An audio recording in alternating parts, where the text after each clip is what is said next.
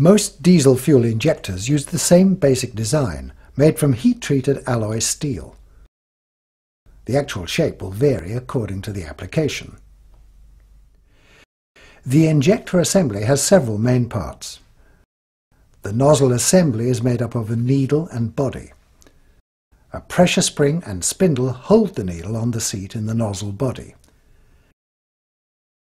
A nozzle holder, sometimes called the injector body, may allow for mounting the injector on the engine and some method of adjusting the spring force applied to the needle valve.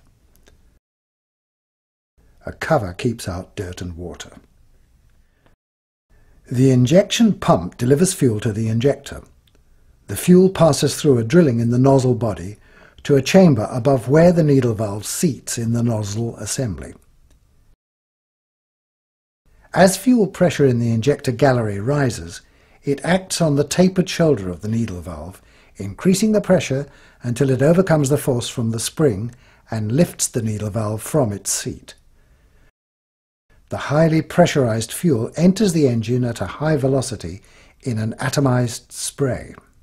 As soon as delivery from the pump stops, pressure under the needle tapered shoulder drops, and the spring force pushes the needle down on the seat, cutting off the fuel supply to the engine. Some of the fuel is allowed to leak between the nozzle needle and the body to cool and lubricate the injector.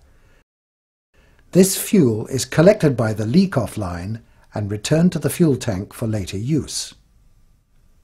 There are two main types of injector nozzle, hole and pintle. Hole-type nozzles are commonly used in direct injection engines. They can be single-hole or multi-hole, and they operate at very high pressures, up to 200 atmospheres. They give a hard spray which is necessary to penetrate the highly compressed air.